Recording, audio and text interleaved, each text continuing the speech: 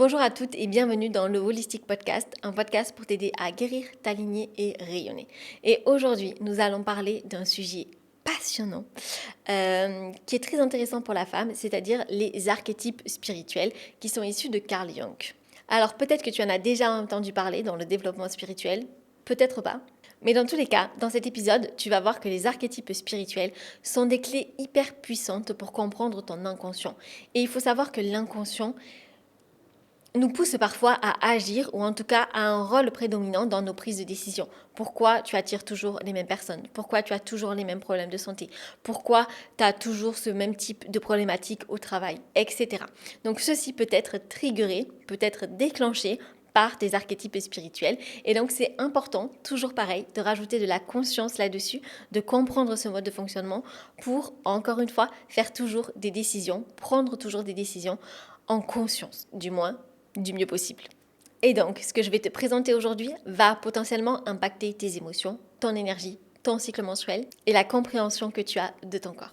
Alors, revenons à la base. Le mot archétype est issu de Carl Jung, qui était déjà un psychiatre suisse qui est très connu. Il a écrit de nombreux livres, mais c'était aussi un praticien de l'hermétisme. Il a écrit énormément d'ouvrages et s'est inspiré énormément de l'hermétisme. Il a énormément étudié cette sagesse ancienne. Donc, si vous ne savez pas ce que c'est, laissez-moi un commentaire et peut-être que je ferai un épisode de podcast dédié. En tout cas, si vous souhaitez aller plus loin à ce niveau-là, j'ai un programme guérison énergétique qui explique toute la philosophie de l'hermétisme, mais aussi la pratique énergétique. Et donc, pour Carl Jung, il y a deux niveaux de psyché. Un, l'inconscient personnel. Donc l'inconscient personnel, ça va être lié à nos expériences passées, à notre enfance, à notre famille, à nos racines, à nos traumas, nos souvenirs, refoulés ou pas. Et l'inconscient collectif, c'est un peu le souvenir de l'humanité. Donc tous les traumas de l'humanité, tout ce qui va relier la totalité des humains entre eux. Et c'est dans cet inconscient collectif que l'on va retrouver les archétypes. Donc les archétypes, ce sont des images primordiales et des symboles universels. On va les retrouver dans les mythes, dans les religions, dans les contes de fées également, et même dans les rêves. Et ces images ne viennent pas de nulle part. Elles sont inscrites dans notre psyché depuis toujours. Les archétypes ne sont pas que des concepts psychologiques, ce sont vraiment des forces vivantes qui vont se manifester dans nos comportements, dans nos choix et même dans notre corps. Donc déjà, nous allons parler des archétypes et des chakras. Donc pour aller plus loin sur les chakras, je t'invite à écouter l'épisode de podcast que j'ai dédié aux chakras. Mais déjà, si tu es familière avec l'énergétique, tu sais que globalement, nous avons 7 chakras principaux. Et en fait, chaque chakra correspond à un archétype. C'est un peu comme si chaque chakra avait son gardien symbolique. Donc déjà, on a le chakra racine, donc vraiment à la base de la colonne. C'est lui qui va être responsable de la sécurité, mais aussi qui va être impacté vraiment par l'ancrage que nous avons dans le moment présent, avec notre famille, etc. Et les archétypes qui y sont reliés, ça va être la survivante et la guerrière. C'est-à-dire celle qui va rechercher l'équilibre, l'ancrage et la sécurité. Ensuite, nous avons le chakra sacré, qui est juste sous le nombril, qui est responsable de tout ce qui est féminité, émotion, désir, créativité. Et donc, ce chakra va être relié à l'archétype créatrice, la créatrice ou l'amante, c'est-à-dire l'énergie de la sensualité, du plaisir, de la création et des projets. Ensuite, nous avons le plexus solaire. Donc, le chakra du plexus solaire, il est situé au niveau de l'estomac et c'est lui qui va être responsable de la confiance en soi, mais aussi de la digestion des aliments, mais aussi de la digestion aussi de toutes les émotions et de tous les événements auxquels nous sommes confrontés dans notre vie. Et donc l'archétype qui est lié à ce chakra du plexus solaire, ça va être le leader ou la guerrière rayonnante. C'est donc le feu, la volonté, le pouvoir personnel. Ensuite, nous avons le chakra du cœur. Vous devinez bien qu'il est situé du coup au niveau du cœur. Et là, il va être relié à l'archétype de la mère, de la guérisseuse. Celle qui donne, qui aime, qui guérit, qui soigne. Ensuite, nous allons avoir le chakra de la gorge, donc situé bien sûr au niveau de la gorge. Il va être responsable d'exprimer notre vérité. Voilà. Et donc, il peut se déséquilibrer quand nous ne sommes pas alignés ou quand on ne dit pas la vérité, par exemple. Voilà. Ou qu'on se bloque à dire quelque chose, qu'on s'empêche de prononcer des choses qui pourraient potentiellement, dans notre tête, blesser quelqu'un ou quoi que ce soit. En tout cas, quand on s'empêche de s'exprimer, ça va se situer au niveau, le blocage du chakra de la gorge. Et donc, l'archétype relié, ça va être la communicante, l'artiste, c'est-à-dire celle qui est responsable de la communication, qui ose s'exprimer, qui ose parler de sa vérité. Ensuite, on a le troisième œil, Ajna, donc qui est situé basiquement au niveau du front, au milieu. Et donc là, ça va être relié à l'archétype de la visionnaire, la sage, celle qui va percevoir au-delà des apparences. C'est tout simplement l'intuition, c'est la capacité de voir l'invisible. C'est ça le troisième œil, c'est vraiment la capacité de voir ce que l'œil humain ne peut pas voir. Et ensuite, on a le chakra couronne, donc au-dessus du sommet du crâne, qui va être relié à l'archétype, la mystique, la connexion à l'âme, au divin et à plus grand que soi. En fait, c'est tout simplement la connexion à l'univers. Donc concrètement, comment utiliser ces informations? Tout simplement, ça veut dire que les blocages que tu as au niveau de certains chakras vont être reliés à un déséquilibre aussi au niveau de l'archétype.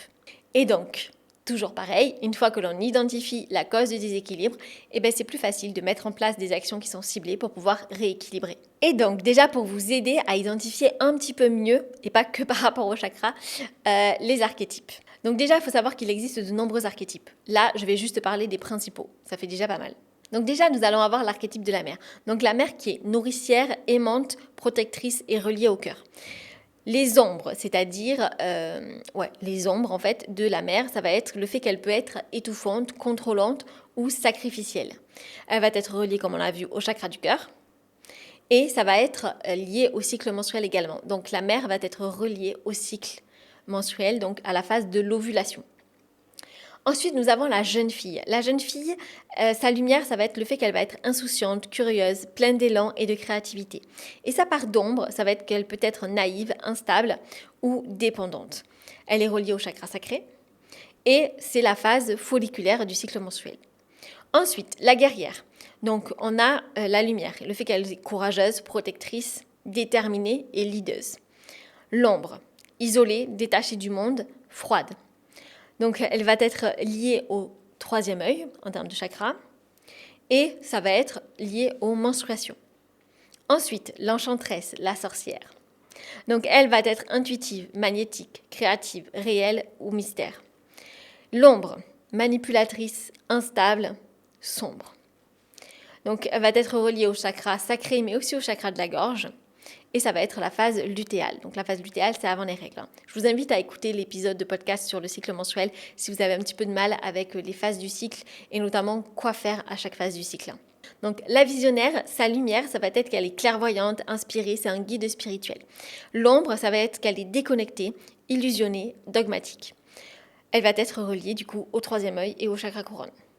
Ensuite, on a l'enfant éternel. Donc, l'enfant éternel, c'est tout ce qui est lumière, spontanéité, joyeux, plein de foi et de magie. Et l'ombre, c'est forcément l'irresponsabilité, l'insouciance et le refus de grandir. Ça va être lié au chakra racine et au chakra du cœur. La sage, la mentor, donc la lumière, c'est la connaissance, le discernement, la vérité. L'ombre, ça va être l'arrogance intellectuelle. Ça, j'en ai parlé dans mon épisode un petit peu du perfectionnisme spirituel, notamment de l'ego spirituel. Voilà. Détachement du réel. Donc, chakra couronne. Et ensuite, on a la prêtresse, la mystique.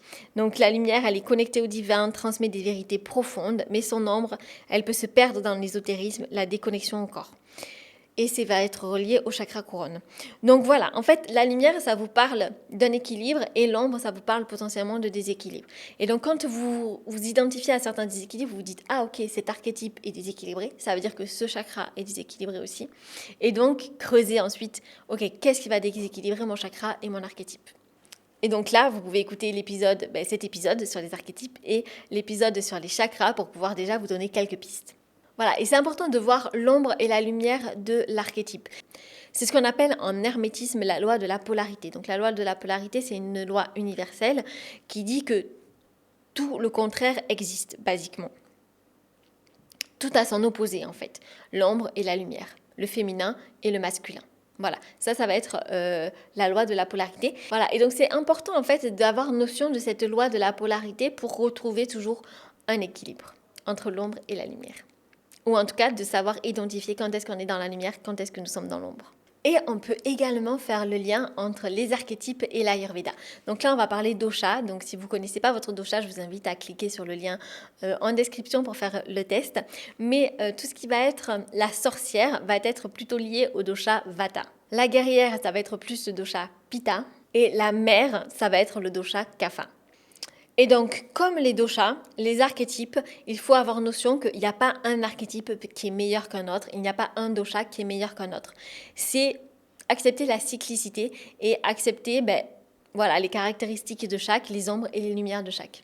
Parce que chaque dosha, chaque archétype a un rôle clé, important et spécifique. Ensuite, les archétypes et le cycle menstruel. Donc là, c'est vraiment ce qui va être le plus parlant pour les femmes et vous aider du coup à comprendre votre cycle menstruel. Car oui, chaque mois, tu traverses 4 phases de ton cycle menstruel et donc avec ça, des archétypes vont se succéder. Par exemple, la phase folliculaire. Donc la phase folliculaire, c'est la phase qui arrive juste après tes règles. Et donc là, ça va être l'archétype de la jeune fille. Tu as plus d'énergie, besoin de nouveautés, tu as un nouvel élan. Ensuite arrive l'ovulation. Donc là, ça va être l'archétype de la mère, tout ce qui va être relié à la fertilité, à la sociabilité, au don de soi. Ensuite, on a la phase lutéale, donc avant les règles, qui va être reliée à l'archétype de l'enchanteresse ou de la sorcière. Donc là, on est dans une phase d'introspection où on se reconnecte à son intuition et on se confronte aussi à nos parts d'ombre. Et ensuite, les menstruations. Donc ça, c'est l'archétype de la sage. Donc toujours introspection, repos et connexion à l'univers. Donc ça, c'est pour vous aider à comprendre que les archétypes ne sont pas figés chez les individus, ils vont évoluer de façon cyclique. On les traverse tous, chaque mois. Ils peuvent intervenir en fonction de certaines situations, en fonction du cycle menstruel, en fonction de certaines relations. Et donc, toujours pareil, on a tous les archétypes en nous, on peut traverser tous les archétypes, mais quel est l'archétype qui domine ? Pour savoir quel est l'archétype dominant chez toi, pose-toi les bonnes questions. Observe ton comportement. Qu'est-ce qui revient le plus souvent ? Écoute ton corps également. Quel chakra est en déséquilibre ? Et ensuite, regarde ton cycle. Quelle phase du cycle tu vis super bien et quelle phase du cycle tu as plus de difficultés ? Donc ton archétype, c'est vraiment une clé supplémentaire pour t'aider à comprendre ton corps de femme. Et donc, comment travailler sur les archétypes ? Comment équilibrer les archétypes ? Déjà, quelques pistes concrètes. Ça va être déjà l'écriture intuitive. Voilà, laisse exprimer ton archétype du moment. La méditation. Connecte-toi au chakra qui est relié à l'archétype sur lequel tu veux travailler. Les rituels du cycle menstruel, en fait, incarnent chaque archétype en fonction de ta phase du cycle menstruel. C'est-à-dire, en fonction de chaque phase, il y a des sports à pratiquer, des aliments à consommer et des exercices de développement personnel à privilégier. Donc, essaie de suivre ces phases, d'être en accord avec ton cycle menstruel. Ensuite, yoga et Ayurveda, tout simplement équilibre tes doshas pour équilibrer aussi tes archétypes. Et ensuite, travail de l'ombre. Donc, ose explorer tes parts d'ombre, on en a toutes et c'est normal, pour libérer l'énergie de ton archétype. Donc pour résumer, les archétypes, c'est vraiment pas des cases dans lesquelles on s'enferme, ce sont plutôt des portes de compréhension, des portes vers ton inconscient, vers ton corps et vers tes cycles. Et quand tu arrives à identifier quel archétype s'exprime en toi, tu arrives à reprendre ton pouvoir et à sortir de l'inconscient collectif ou même personnel. Bon, ça, c'est pas l'archétype après. Mais voilà, le but, c'est de sortir de l'inconscient pour ajouter de la conscience dans ce que tu fais au quotidien. Voilà, j'espère que cet épisode t'a plu. N'hésite pas à poser tes questions en commentaire ou à m'envoyer un message sur Instagram. Et si ça t'a plu, n'hésite pas à liker, noter le podcast avec les petites étoiles, à le partager avec quelqu'un que ça pourrait aider. Et si tu veux aller plus loin pour équilibrer dosha, archétypes et autres, chakras, etc. Et j'en passe, il y a pas mal de clés de lecture dans le corps humain et dans le corps, que ce soit physique ou spirituel. Je t'invite à réserver une consultation gratuite pour échanger. Passe une belle journée et à mardi prochain pour le prochain épisode.